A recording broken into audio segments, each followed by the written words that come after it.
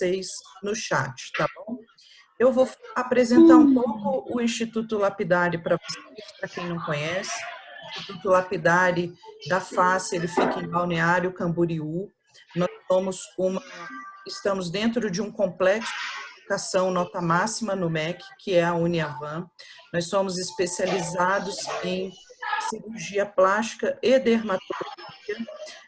Dentro da nossa instituição, nós temos um centro anatômico para rendizon em cadáveres frescos. Nós temos uma estrutura de auditórios interligados de forma de multimídia, onde a gente, no total dos 3 auditórios, a gente tem capacidade aproximadamente 250 pessoas ligadas simultaneamente, nossos auditórios e laboratórios anatômicos. Temos ainda na nossa estrutura um centro clínico para atendimento a pacientes modelos e práticas dos nossos cursos. Nós somos em Santa Catarina o único centro ARRA com certificação internacional para cursos de suporte à vida, o ACLS, o BLS e o Salva Corações, tá? Quem quiser conhecer um pouco mais dos nossos cursos, pode ir na bio do Lapidari. No Instagram, a gente tem lá falando sobre os nossos cursos, Instituto Lapidari. Vou fazer um pedido aqui para vocês que quem puder printar a tela, quem puder tirar uma foto e postar nas suas redes sociais, marcando o Instituto Lapidari, eu vou agradecer a vocês. Hoje a gente tem a honra, na nossa sala, o nosso parceiro, Dr. Ricardo Boggio, ele vai apresentar a aula para vocês hoje. Ele é cirurgião plástico, coordenador dos capítulos da Sociedade Brasileira de Cirurgia Plástica, diretor científico do Instituto Boggio de Medicina, Ensino e Pesquisa. Ele está ministrando com a gente, em conjunto com o Lapidari, um curso presencial nos dias 12, 13 e 14 de agosto. Quem tiver interesse, as informações estão na nossa bio. Vai ser um curso de anatomia aplicada fácil. Hoje ele vai falar um pouco para vocês. Eu agradeço a presença de todo mundo. Vou colocando para vocês alguns recados no nosso chat e vocês podem ficar à vontade para colocar as perguntas de vocês também. Obrigada, por favor, Dr. Boggio. Bom, Lilian, antes de tudo, eu queria te agradecer pelo convite para participar dessa aula online. Para mim é uma honra discutir anatomia aplicada com foco em injetáveis, uma vez que é um assunto de grande interesse de todos nós super especialistas, né, cirurgiões plásticos e dermatologistas, para que a gente consiga, dessa maneira, fazer mais e fazer melhor. Eu gostaria de tornar público o meu apreço ao Instituto Lapidari por todo o profissionalismo, por toda a ciência envolvida no Instituto, e, ao mesmo tempo, anunciar, né, a parceria que junto nós startamos alguns meses atrás, para que a gente possa explorar entre o Instituto Lapidari e o Instituto Boggio a anatomia aplicada de tal maneira a realmente fazer desse assunto um assunto de grande importância. Como você comentou, eu sou atual coordenador dos capítulos da Sociedade Brasileira de Cirurgia Plástica, e dentre os projetos do capítulo, um deles foi criar um capítulo de anatomia aplicada, porque, por incrível que pareça, dentro da Sociedade Brasileira não existia um capítulo de anatomia, né? Como eu acredito também, olha, desculpa a ignorância, mas não sei se na Dermato existe um capítulo de anatomia aplicada, senão fica também a sugestão. Mas a gente precisa conversar mais sobre anatomia, que é algo extremamente importante, tá? Bom, eu vou projetar a minha aula aqui, deixa eu só ver se a gente consegue abrir direitinho. Ok.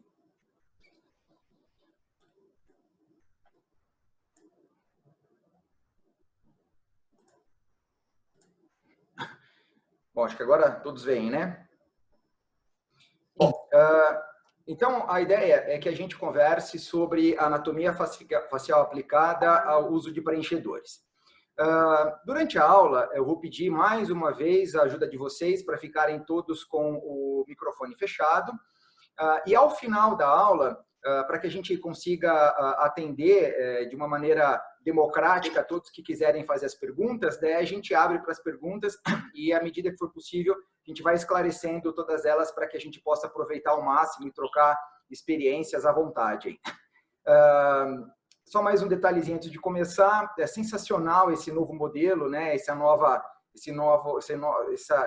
start que o coronavírus deu na nossa vida, porque todos nós nascemos, né, das gerações, pelo menos da qual eu faço parte, um pouquinho antes, um pouquinho depois, nascemos analógicos, né?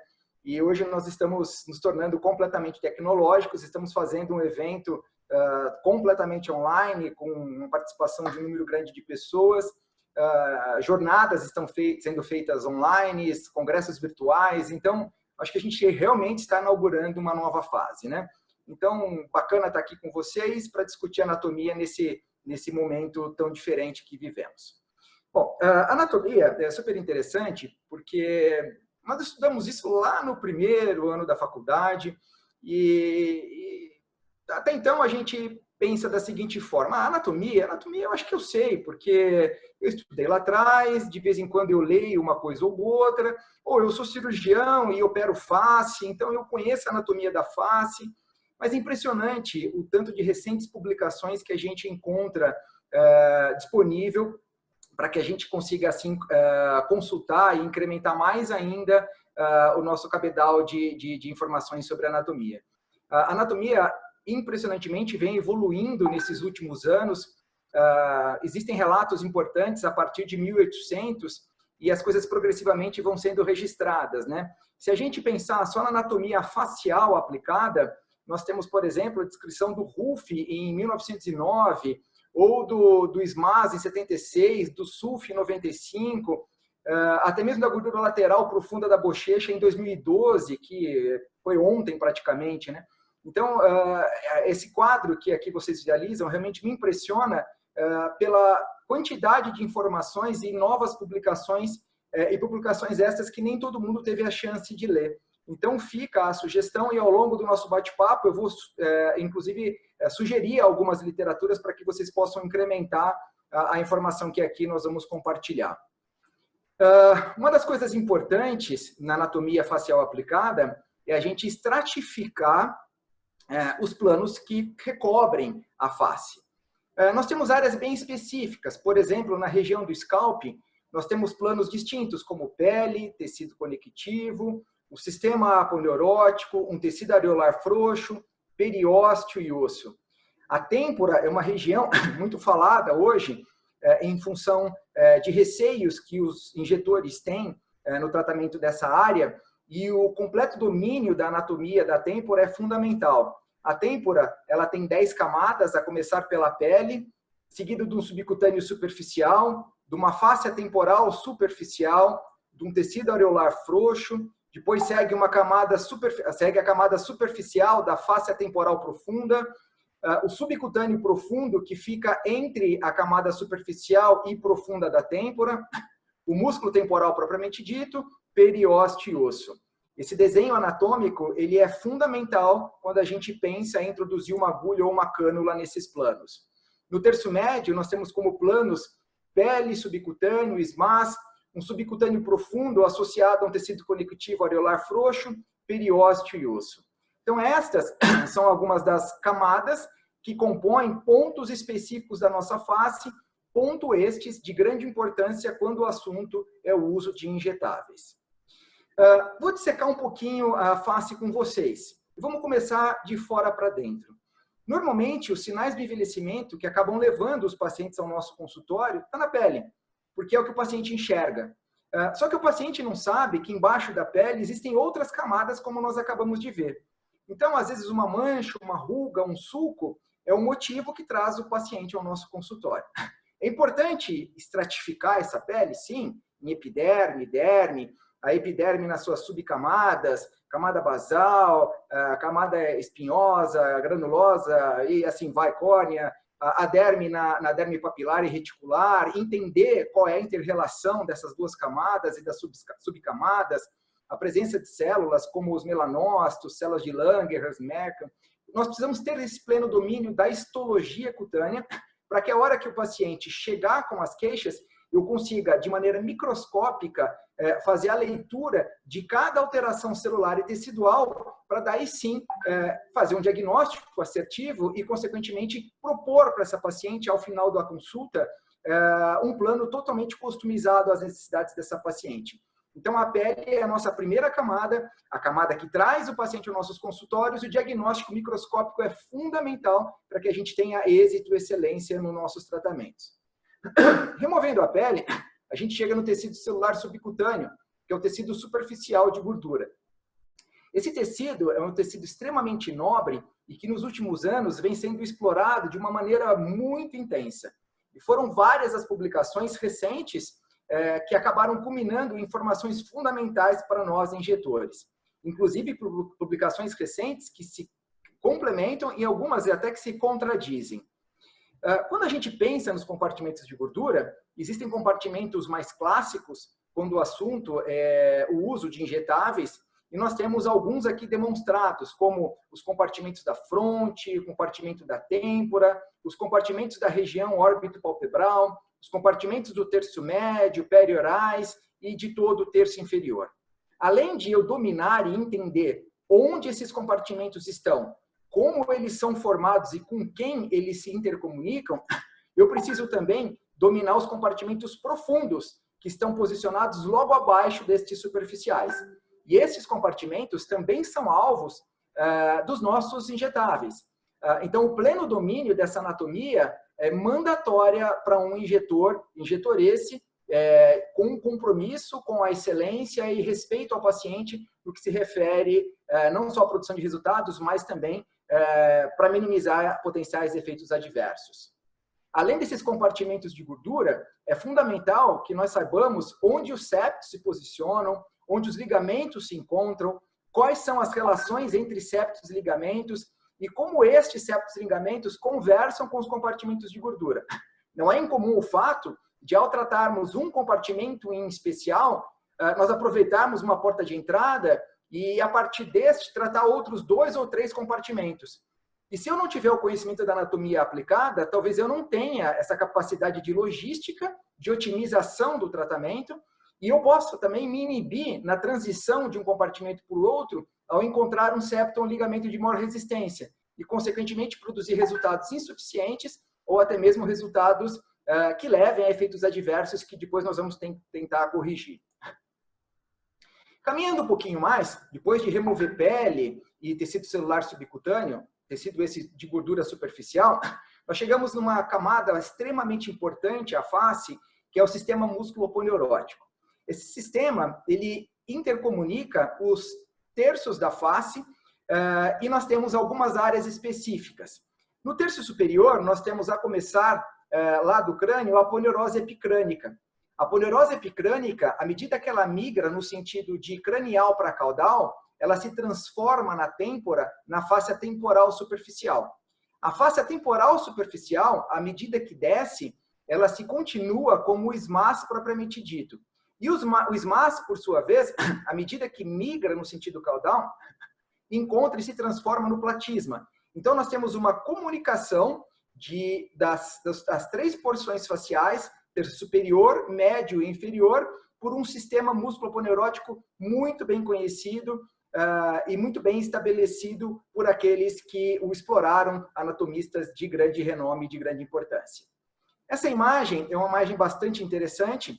A literatura da onde eu a removi está aqui embaixo. Repare que sempre no rodapé eu vou trazer a literatura de referência, mas nós temos aqui a aponeurose epicrânica, mostrando a crista frontotemporal, aqui a face temporal superficial e aqui nessa região inferior já o início do SMAS, né? Então nós temos toda uma contiguidade tecidual, mostrando esse envelope chamado de sistema músculo-aponeurótico. Numa publicação extremamente recente, de maio de 2019, essa publicação é uma publicação bastante interessante. quando a encontrei, eu realmente me surpreendi, porque até então eu imaginava que o SMAS apresentava uma característica muito parecida nos seus vários segmentos. E, na verdade, não. O SMAS ele se caracteriza por 3 tipos de organização. O primeiro tipo, ele é composto por septos fibrosos paralelos que se conectam, que conectam a pele aos músculos da mímica. E estes septos estes longos no tipo 1, estão entremeados por gordura. Esses septos são comuns no terço médio da face, na região lateral suco-nasolabial, na região supra e infraorbitária, na região frontal, entre outras. Esse é o SMAS considerado tipo 1 em relação ao seu padrão de organização. O próximo tipo de SMAS é o tipo 2. Ele tem uma morfologia que se assemelha muito à morfologia do tipo 1. No entanto, as fibras verticalizadas e paralelas, elas são mais fortes e mais curtas. E essas fibras, elas são comuns, por exemplo, no lábio, tanto superior quanto inferior. Aqui nessa imagem ao lado, a gente vê justamente uma transição. Nessa porção mais central, onde nós temos a seta, nós temos o sulco nasolabial e a gente percebe a diferença de organização entre o SMAS tipo 1 e o SMAS tipo 2 da região já labial. Além desses 2 tipos já mencionados, nós temos ainda o tipo 3.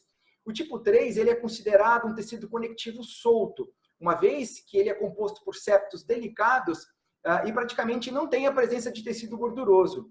E esse SMAS tipo 3, ele é encontrado em especial nas pálpebras, tanto superior quanto inferior, onde nós temos praticamente a aderência da pele ao músculo. E nas nossas blefaroplastias, para os cirurgiões plásticos, isso fica muito claro, porque quando a gente vai fazer uma dissecção palpebral, automaticamente a gente já visualiza o orbicular logo abaixo. Cabe um adendo aqui para a toxina botulínica.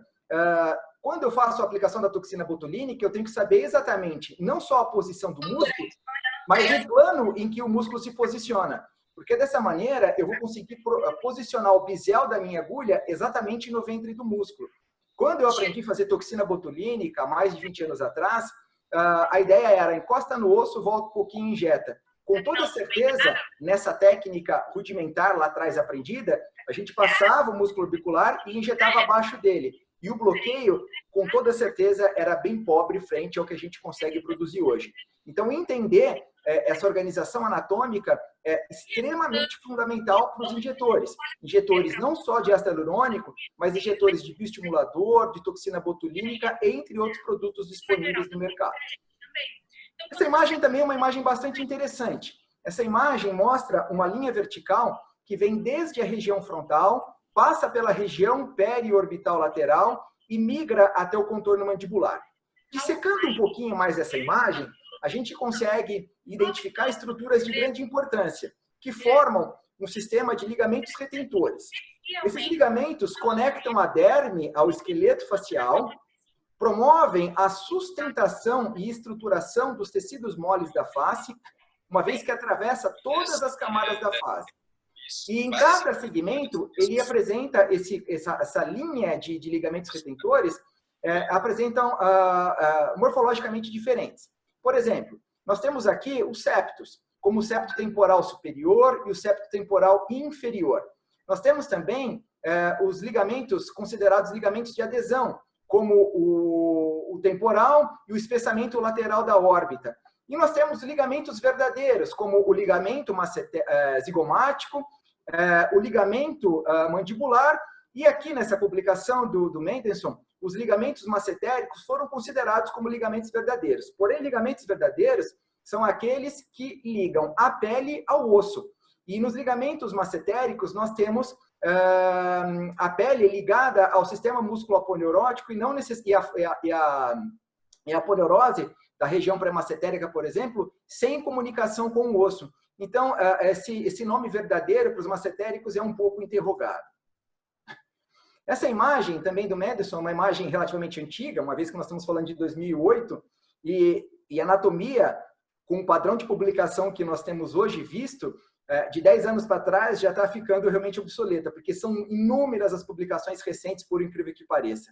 Mas eu gosto bastante dessa imagem, porque ela consegue nos mostrar o septo temporal superior, o septo temporal inferior, o espessamento lateral da órbita, o ligamento retentor da órbita na sua porção superior e inferior, o septo zigomático, o ligamento zigomático massetérico e o ligamento mandibular. Essa estrutura ligamentar é extremamente importante, porque ela vai exercer uma influência enorme na nossa programação quanto ao uso dos injetáveis. Esse vídeo é um vídeo que acaba traduzindo um pouco disso que eu acabei de comentar. Nós temos, então, esse sistema ligamentar de septos, aderências e etc., dividindo a face verticalmente em dois segmentos. Um segmento central, segmento este normalmente móvel e facilmente expansível. Então, esse segmento mais central da face é o segmento ideal para as volumizações. Enquanto nós temos o segmento mais lateral, formado pela têmpora e pelo compartimento lateral de gordura da bochecha, por exemplo, que são segmentos ou compartimentos mais fixos. E essas porções mais laterais, elas nos trazem mais propriedade do ponto de vista de estruturação do que de volumização. Então, entendam que ao tratar o centro, vocês projetam e volumizam. E ao tratar a região lateral, nós temos mais chance de estruturação e lift. Isso, na prática, tem que ser traduzida em um plano de tratamento muito fundamentado para a gente não só conseguir resultados com excelência, mas também para não produzirmos resultados frustros por técnica indevida. Essa outra imagem, que é um dos trabalhos do Cotofana, que atualmente se destaca como um dos anastomistas mais importantes que nós temos hoje em atividade, ele mostra os compartimentos profundos do terço médio da face, por exemplo. Então, nós temos aqui o sulfe medial e lateral, nós temos a gordura piriforme, o espaço e a gordura piriforme, nós temos aqui as gorduras profundas da bochecha na sua porção medial e na sua porção lateral. É possível identificar, separando o sulfe dos compartimentos profundos aqui já mencionados, o ligamento cutâneo zigomático, e aqui em cima a gente consegue observar o ligamento retentor da órbita. Então, ter essa noção anatômica, entender como esses compartimentos estão posicionados e como eles se interrelacionam, é fundamental na programação das nossas injeções. Muito bem. Tendo passeado pela pele, pelo subcutâneo e pelo SMAS, gostaria agora de discutir com vocês um pouquinho do padrão vascular. A anatomia vascular, ela é mandatória, uma vez que o seu domínio traz segurança aos nossos tratamentos. Começando aqui, nós temos a artéria facial, que junto ao rebordo mandibular, ela ocupa uma posição justaperiosteal. O primeiro ramo que ela emite de importância em relação ao uso dos injetáveis é a artéria marginal da mandíbula. Essa artéria ela continua subindo em direção à comissura labial e na altura da comissura ela emite um segundo ramo que é a artéria labial inferior. De maneira não incomum, existe um ramo comunicante entre a marginal da mandíbula e a labial inferior. Alguns anos atrás, nas minhas aulas e nos meus treinamentos, até cheguei a orientar alguns colegas no sentido de fica tranquilo, a porção central do mento é uma região relativamente segura. E depois, quando eu tive a chance de participar de algumas dissecções de cadáver fresco, eu observei que essa artéria comunicante era uma artéria extremamente comum. E a exemplo dessa região, em outras áreas, eu acabei por encontrar inúmeras variações anatômicas. E a partir disso, eu entendi que na face não existe área segura do ponto de vista vascular. Toda área onde se coloca um dispositivo de injeção tem que receber o devido respeito. A aspiração, o aparecimento de bolha seguida da injeção, no caso de aspiração negativa para sangue, ela é mandatória toda vez que a gente injeta, independente da área que nós tivermos. Continuando um pouquinho mais, a partir da comissura, existe um outro ramo, que é a artéria labial superior. Essa artéria inferior e a artéria superior, elas se posicionam num compartimento profundo de gordura do lábio. A artéria continua subindo e junto à fossa canina emite uma artéria nasal inferior que, por sua vez, é anastomosa com a labial e forma a artéria columelar, que migra em direção à ponta do nariz. No momento em que a artéria facial chega na fossa incisiva e ela chega no plano subcutâneo, de médio a profundo, ela passa a ser chamada de artéria angular. E essa artéria sobe margeando o nariz e ela emite o ramo lateral nasal, sobe e se anastomosa com a artéria oftálmica. E dessa anastomose surge a artéria dorsal do nariz, que paralelamente à linha média, migra de cranial para caudal, se anastomosando com a lateral do nariz e se anastomosando com a columelar, formando um plexo na ponta do nariz. As artérias do nariz, elas se posicionam junto ao ismás nasal. Então, toda vez que a gente estiver pensando num preenchimento de nariz, esse preenchimento tem que ser prioritariamente realizado na linha média, que é uma área mais segura do ponto de vista vascular, uma vez que as artérias dorsais correm paralelamente à linha média, e em plano justaperiosteal e justapericondral, uma vez que as artérias do nariz se posicionam, como eu disse, no ismás nasal. Ainda, como fruto dessa árvore toda anastomótica, nós temos, em relação à artéria oftálmica, duas artérias de grande importância, que é a artéria supratroclear, mais medial, e a artéria supraorbitária, algo mais lateral. Essas artérias, junto ao rebordo orbitário superior, são artérias justaperiosteais, e à medida que ela migra em direção ao terço superior, cerca de 2 centímetros acima do rebordo orbitário superior, ela já ocupa o plano subcutâneo. Dessa maneira, tratamentos da região glabelar, assim como de rebordo orbitário, com preenchedores, só podem ser feitos em planos intradérmicos ou justadérmicos, enquanto que o preenchimento do terço superior só pode ser feito em plano intradérmico ou justaperiosteal, justamente para a gente evitar as áreas onde esses vasos de grande importância se posicionam. Caminhando um pouquinho mais, nós temos então a artéria temporal e o seu ramo parietal. Vale lembrar que além da artéria temporal superficial, nós temos a artéria temporal média e a artéria temporal profunda, que são ramos de grande importância quando nós falamos sobre o tratamento da têmpora. A têmpora, ela pode ser tratada, e hoje de uma maneira mais atualizada, no seu compartimento superficial de gordura. Vale lembrar que a região temporal, ela tem 2 compartimentos de gordura. O compartimento superior ou posterior e o compartimento inferior ou anterior de gordura da têmpora. Normalmente, a gente trata o compartimento superior de gordura da têmpora, de maneira bem superficial, quase que justadérmica. E um outro plano comumente empregado é o plano justaperiosteal, no qual nós temos uma área próxima à intersecção da linha frontotemporal com o rebordo orbitário na sua porção lateral, superolateral, onde a confecção de bolos profundo acaba sendo também uma opção terapêutica. E de uma maneira menos explorada, nós temos também um espaço entre a camada superficial e profunda da fáscia temporal profunda, onde nós temos um espaço formado por tecido areolar frouxo e pela camada profunda de gordura da têmpora. Então, essa árvore vascular, ela é extremamente importante e obrigatoriamente de domínio para todo e qualquer injetor. Aqui nós temos um vídeo mostrando um pouco dessa dinâmica de tratamento da têmpora. Então, nós temos aqui o arco zigomático, a incisura zigomática, nós temos aqui o septo temporal inferior e o septo temporal superior. Compartimento superior, compartimento superficial superior de gordura da têmpora, compartimento superficial inferior de gordura da têmpora. Introduzindo uma cânula cerca de 1 centímetro à frente do tragus, cânula essa de 22G e 5 centímetros, é possível se posicionar o orifício de injeção nesse compartimento superior e nessa área realizarmos a injeção em bolos de algo em torno de 1 ml de ácido hialurônico de alto G' para produzir uma expansão desse compartimento e, consequentemente, produzir um efeito lift de toda essa porção lateral. Lembrem que quando nós falamos sobre aquela linha de ligamentos retentores, eu comentei que essa área é uma área mais fixa e que as expansões teciduais aqui realizadas tinham capacidade de estruturação em comparação à porção medial. Rompeu, meu amor? Tá tudo bem com o amor aí?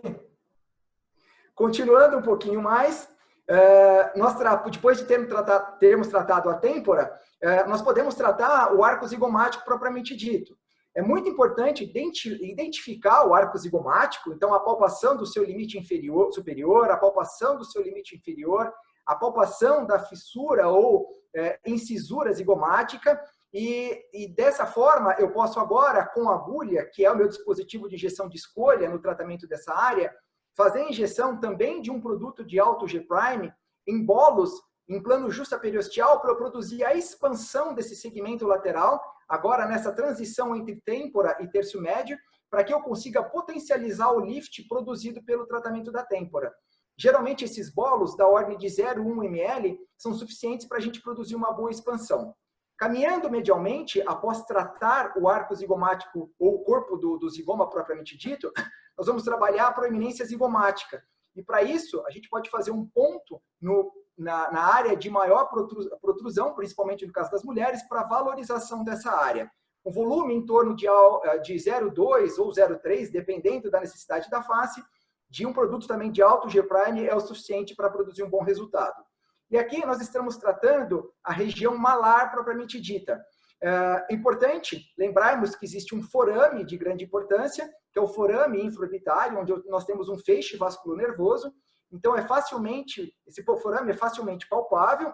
Eu palpo e identifico e isolo esse forame, e com a introdução da agulha, em cima do osso malar, no plano justaperiosteal, se faz um bolos de 0,2 ou 0,3 ml, também de um produto de alto G-prime. O objetivo dessa área, lembrando que é uma área mole, é produzir uma elevação em monobloco de todo esse segmento, melhorando o contorno zigomático malar e, ao mesmo tempo, tratando o sulco pálpebro malar, que com o envelhecimento acaba evoluindo com uma dissociação e traz um aspecto de olheira e envelhecimento para o olhar e para o terço médio da face. Então, essa estratégia de tratamento estrutural, ela é de grande importância quando o nosso objetivo é produzir lift. Lembrando mais uma vez da diferença entre área fixa e área móvel. Caminhando um pouquinho mais, chegamos então no refinamento do tratamento desse terço médio, para o tratamento, então, do compartimento medial de gordura da bochecha, compartimento esse superficial.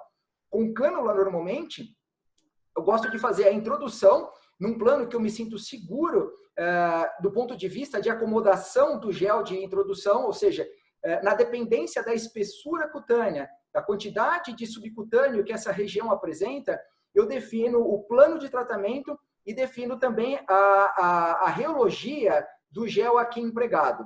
Quanto mais espessa a pele e quanto melhor a quantidade ou maior a quantidade de subcutânea aqui depositado, maior o G-prime do produto a ser escolhido. Quanto mais exíguo, quanto mais tênue esses planos foram, menor esse G-prime. O volume aqui é extremamente variável. Posso usar 0,3, 0,5, às vezes até 1 ml de ácido hialurônico para conseguir fazer a restauração, o reequilíbrio dessa área e, consequentemente, fechar o tratamento do terço médio no que tange a sua estruturação e volumização, pensando numa área extremamente específica. Hoje seria impossível discutir com vocês todas as áreas da face, assim também como explorar completamente a anatomia facial. Então, eu acabei levantando alguns pontos de maior importância para que a gente consiga fomentar o interesse de vocês pela anatomia e instigar, inclusive, a leitura de papers de maneira complementar para que a gente possa juntos, todos crescermos em relação a esse conhecimento de grande importância e conseguirmos, consequentemente, produzir resultados com maior excelência e maior segurança. É óbvio que nós teremos outros momentos juntos e daí gostaria de reforçar o convite que a Lilian já fez para que vocês conheçam a proposta de curso de Anatomia do Lapidari, um curso que eu terei a honra de participar, junto com uma equipe de outros 10 professores, para discutir com vocês a anatomia e a dissecção de peças frescas de cadáver, de tal forma que a gente consiga explorar não só o que eu acabei de discutir aqui, mas todas as outras áreas anatômicas da face. A ideia é que durante um dia nós consigamos explorar a anatomia facial de uma maneira extremamente detalhada e precisa, com foco aplicado à nossa prática, às nossas especialidades. Em complemento a esse primeiro dia, a proposta para o segundo dia é da discussão da injeção propriamente dita e o tratamento hands-on de pacientes reais. o que vai ser bem bacana, uma vez que a base anatômica a gente já adquiriu no dia anterior. E o fechamento vai se dar com um BLS, de tal forma que a gente consiga complementar o nosso conhecimento médico para que, dessa forma, além de proporcionar resultados excepcionais, a gente consiga trazer mais segurança e assistência aos pacientes que nos procuram. Dessa maneira, eu gostaria de encerrar essa primeira parte, mais uma vez agradecendo o convite da Lili e do Lapidari, e eu acho que agora a gente pode iniciar uma fase de perguntas e respostas, Lilian. Pode ser assim? Claro, quem tiver as perguntas aí e quiser abrir o microfone e fazer diretamente ao Dr. Ricardo Boggio, pode ficar à vontade. Aqueles que não quiserem abrir os microfones, estão no YouTube, podem mandar as perguntas lá no YouTube, que a gente vai responder aqui. Aqueles que quiserem mandar aqui no nosso chat, mandem.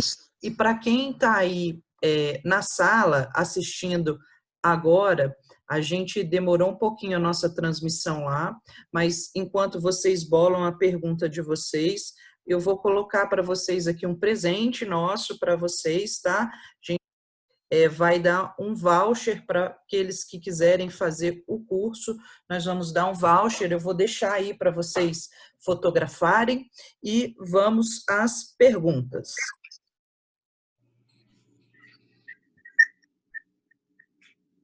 Perguntas?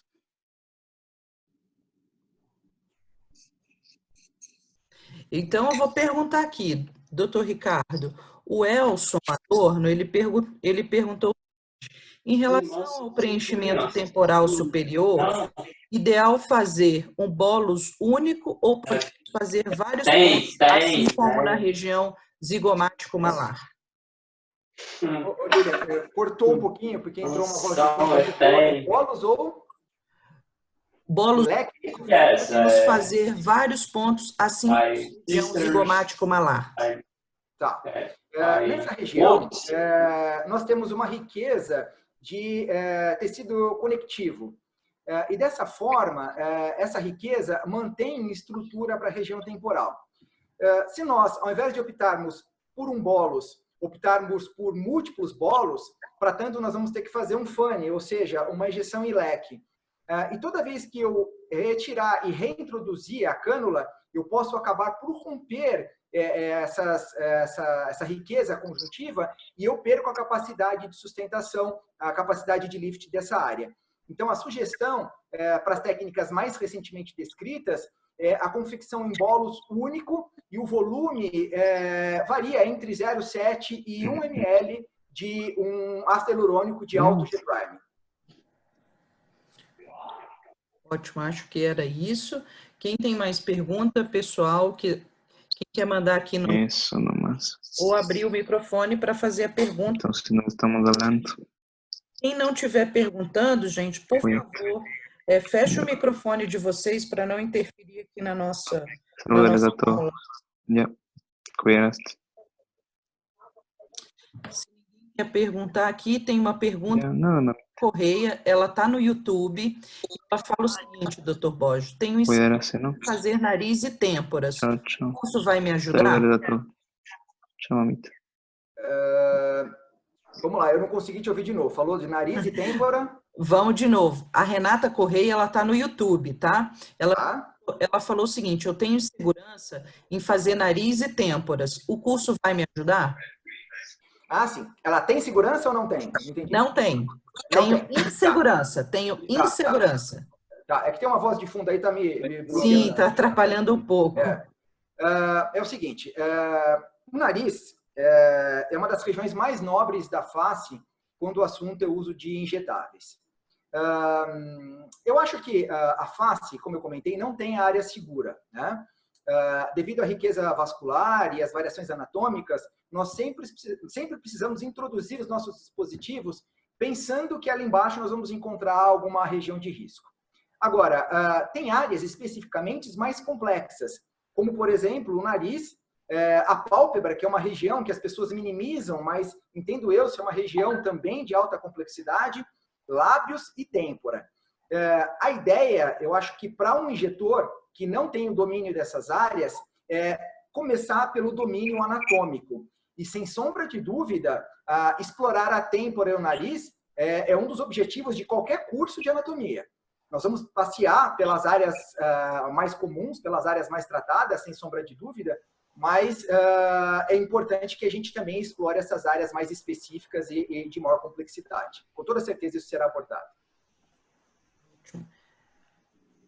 Pessoal, senão vou continuar por aqui, o pessoal está escrevendo bastante, viu, doutor Ricardo? A Daniela, ela perguntou o seguinte: em pacientes calvos ou com pouco cabelo, esses bolos não ficam aparentes? Sim, com toda certeza. Na verdade, vou até voltar um pouquinho à pergunta dela. Esses bolos, mesmo quem tem cabelo, ele é não visível, mas palpável, tá? Então, no caso de uma paciente do sexo feminina, com cabelo volumoso, isso completamente fica imperceptível. Num caso de homem, de cabelo curto, com uma máquina que seja 2 ou 3 na lateral, consequentemente, esse bólus também pode ficar visível. E em pacientes calvos, com toda certeza, esse bólus será visível. Esse bólus não é mandatório, ele é um complemento ao que já era bom. Então, classicamente, se trata a região zigomática malar para a estruturação. Mas em casos onde a gente precisa uma expansão tecidual para que a gente consiga uma valorização do resultado já construído pelo tratamento do terço médio, o tratamento da têmpora passa a ser muito interessante. O tratamento da têmpora eu comecei a fazer de uma maneira recente e é impressionante, porque além de produzir efeitos sobre a cauda da sobrancelha, sobre a posição do canto lateral do olho e sobre o terço médio, impacta inclusive na posição e na apresentação do jaw. Então, é óbvio que em cabendo, a gente faz esse ponto. Mas se esse ponto não for possível, a gente vai deletá-lo e trabalhar com outras ferramentas que não este ponto temporal. Ok. O Orlando, lá... alguém quer falar, gente? Por favor, pode falar. Meu nome é Sabrina, eu sou dermatologista. Eu gostaria de saber, Ricardo, a sua opinião em relação a fazer bioestimuladores nessa região mais temporal e deixar o ácido hialurônico mais para a região malar, medial, facial. Ok, é uma ótima pergunta. Na verdade, eu acho que os dois produtos podem ser empregados na região temporal, desde com conhecimento anatômico e refinamento técnico, tá?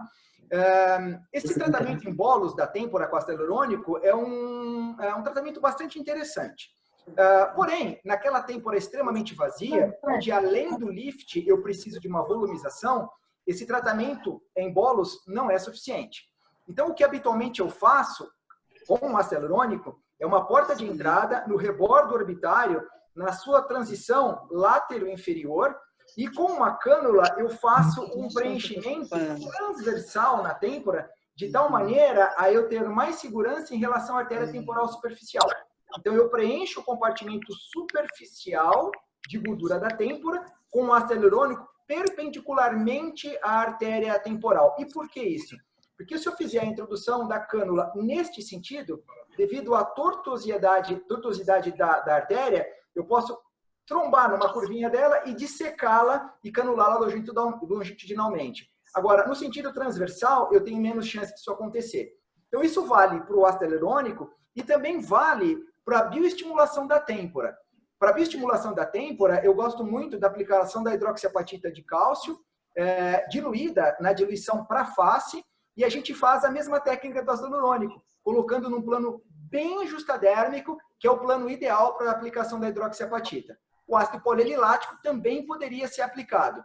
Então, na verdade, eu não defino um ou outro, e sim, eu individualizo a indicação em função de cada paciente. Em algumas situações, até faço os dois. Ok. Perguntas aí no microfone?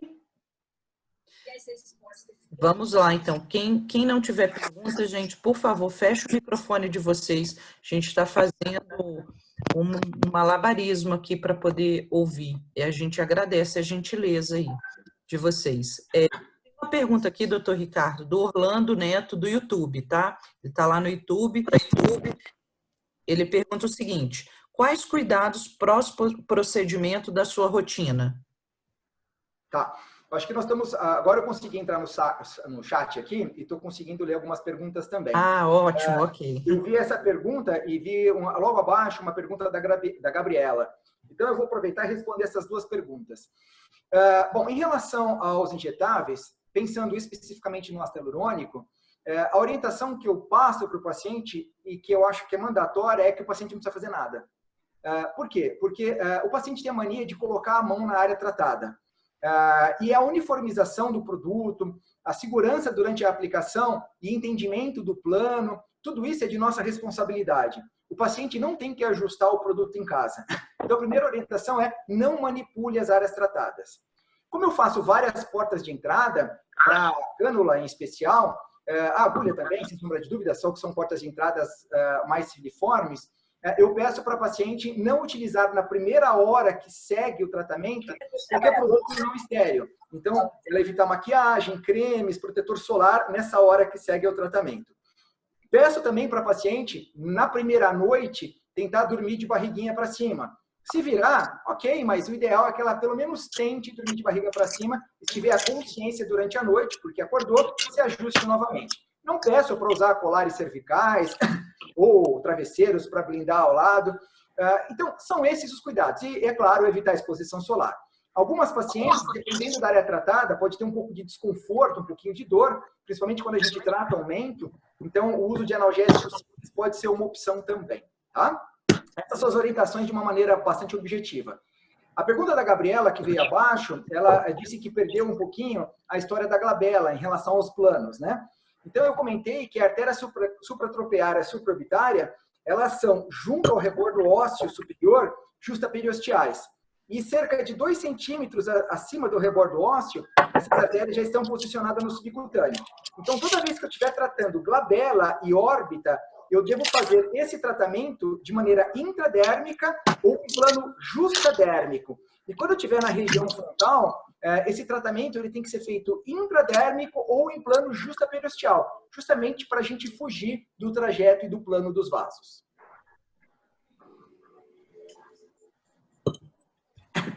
Tem uma outra pergunta aqui, Lilian, na sequência, do Jorge, falando se eu prefiro tratar a região zigomático-malar com agulha ou microcâmbio, né? O Jorge deve estar no YouTube, viu? Então, é alguém no YouTube que está perguntando. Isso, está no YouTube. Então, normalmente, eu prefiro trabalhar a região zigomático-malar com agulha. Dá para trabalhar com microcânula, sem sombra de dúvida. Só que a gente precisa ter uma mão muito ajustada para conseguir posicionar o orifício da cânula, a extremidade da cânula, em plano justaperiosteal. Então, o conhecimento anatômico ele tem que estar muito bem dominado e essa técnica de introdução da cânula, ela tem que ser muito precisa, porque senão eu coloco o produto no subcutâneo profundo e eu não vou conseguir o efeito de estruturação e de expansão desejado.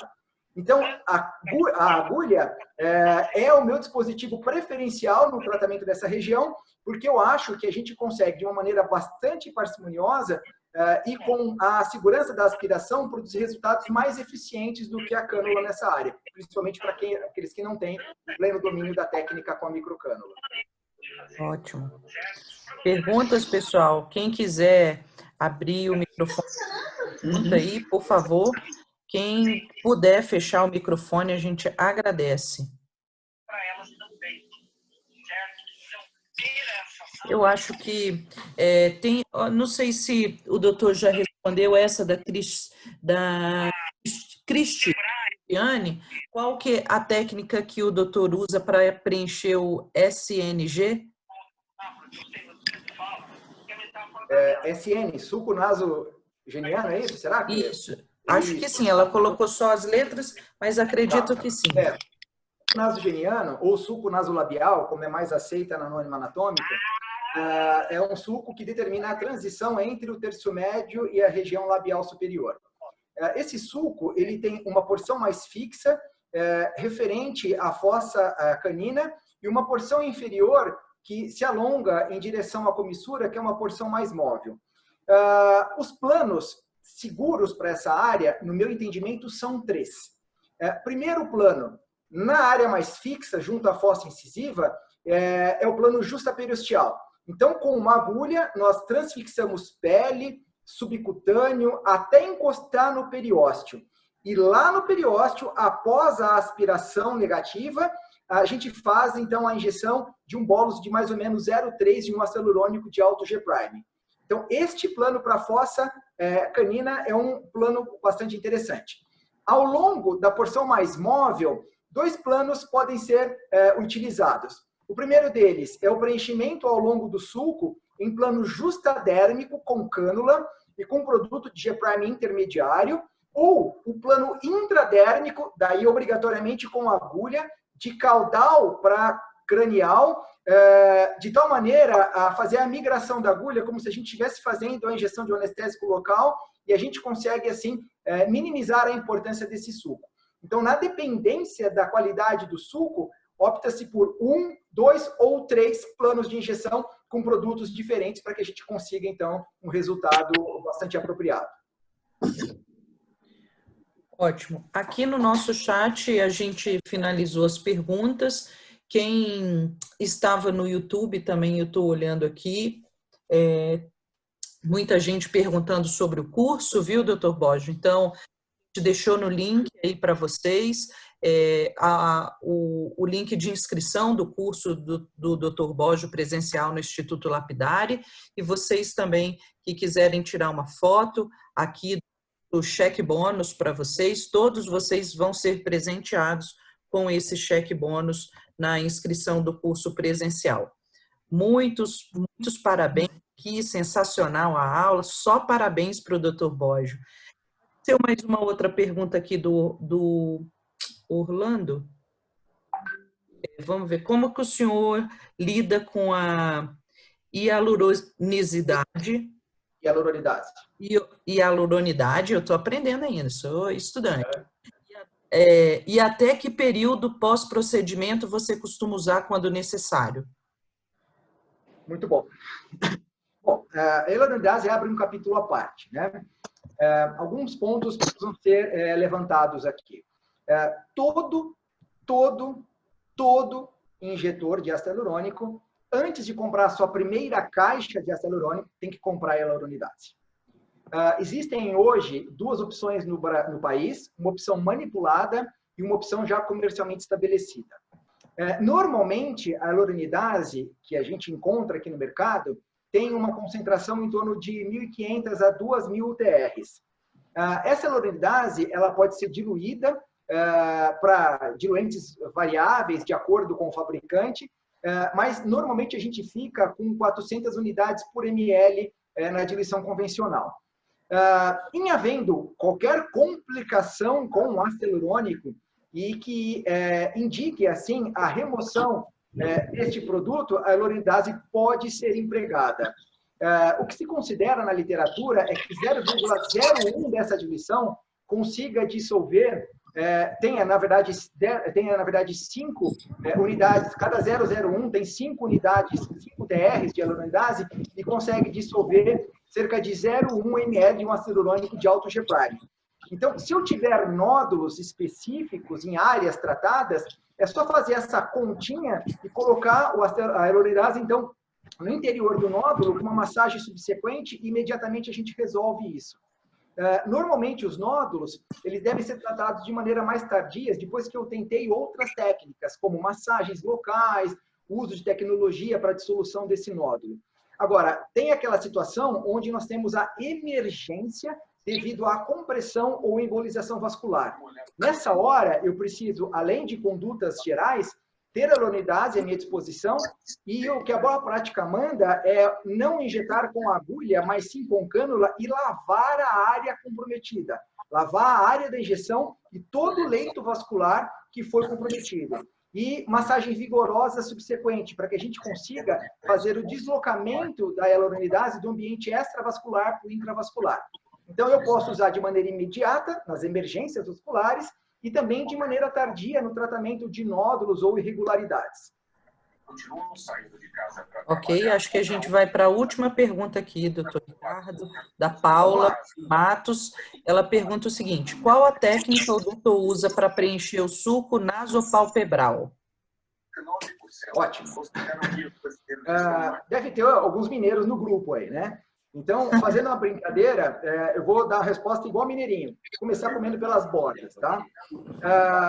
No passado, e digo há 20 anos atrás, a paciente chegava para a gente e falava assim, doutor, eu vim aqui porque eu tenho essa olheira, esse canal lacrimal, isso tá... Canal lacrimal não é óbvio, né? Mas essa olheira, isso está me incomodando, né?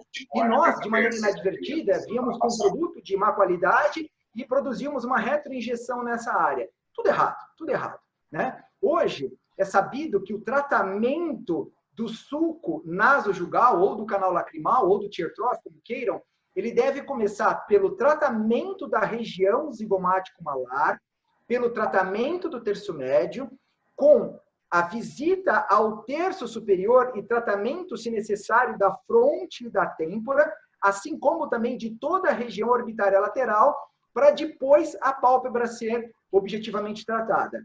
Então, eu vou excluindo áreas, e se eu não conseguir resultado com a exclusão dessas áreas, eu obrigatoriamente vou combinar para o tratamento da região do tear trough. O tratamento dessa área, ele deve ser feito em plano profundo, porque na região do tear trough, como eu comentei com vocês, praticamente a gente não tem subcutâneo na pálpebra. E aqui eu tenho praticamente a pele aderida ao músculo e ao osso, que é onde eu tenho o ligamento de tear trough. Então, nessa área, eu preciso fazer a injeção de uma maneira extremamente delicada, em plano justaperiosteal, entre os folhetos orbital e palpebral do músculo orbicular, e de uma maneira delicada, eu vou depositando quantidade diminutas de um ácido hialurônico de baixo G', para que eu consiga produzir um refinamento nessa área, sem qualquer chance de produzir uma overcorrection, né? De tal maneira que a gente exagere e produza efeitos adversos. Então, pálpebra, tear trough é sempre exclusão. Isso é muito importante. A gente fala que vai acabar e eles vão mandando pergunta e a gente vai fazendo as perguntas aqui. Então, a Gabriela, ela pergunta o seguinte, na emergência, o senhor usa associação de vasodilatadores, compressas e corticoides, além da hialuronidase? Então, vamos lá. Até o final eu aprendo. Hialuronidase. O protocolo hoje, considerado o padrão ouro, na verdade, é uma sequência de fatos, né? Então, a primeira coisa, bom, eu preciso primeiro entender se aquela área é uma área de risco e se é uma área que tem mais potencial de complicação. Então, eu já entro para aquela área pensando que eu posso ter uma complicação e eu tenho que ter todo o meu arsenal à disposição. Entendo uma complicação, essa complicação ela tem que ser rapidamente diagnosticada. Então, fica também a orientação para não tratar e liberar o paciente. E ficar atento para sinais maiores, como dor intensa, branqueamento, evolução para um aspecto marmorato ou um livedo. Se eu diagnosticar, eu preciso de maneira imediata iniciar uma massagem local. A massagem pode produzir a dissolução daquele bólus que eu injetei ao lado de um vaso de importância e por compressão eu restringi o fluxo. Então isso já seria uma forma de tratar. Uma outra maneira é usar bolsas térmicas aquecidas, e daí uma bolsinha simples que a gente encontra em qualquer cirúrgico ou farmácia, no micro-ondas, colocado sobre a área para produzir uma vasodilatação.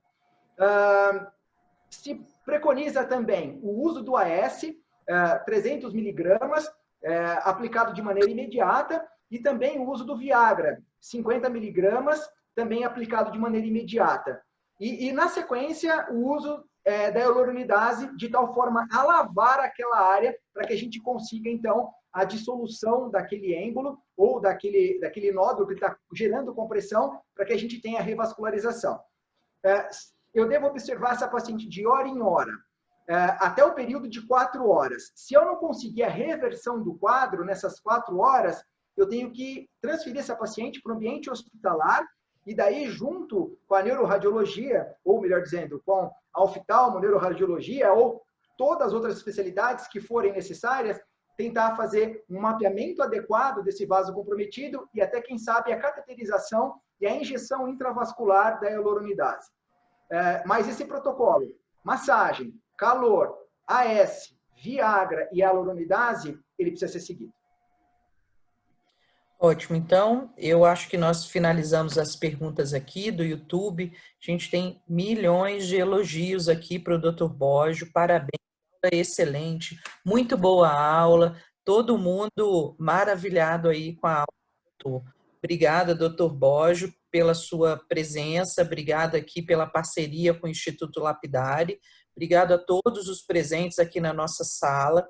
A gente vai deixar disponível aqui durante 3 dias o voucher para vocês e também a aula disponível no YouTube durante esse tempo para que vocês possam analisar e quem quiser marcar a gente, tirou uma foto aqui da tela, gente, por favor, marca a gente lá, @Instituto Lapidari, a gente reposta todos vocês e a gente marca também o Instituto Boggio, que é um parceiro do Lapidari. Obrigada, doutor.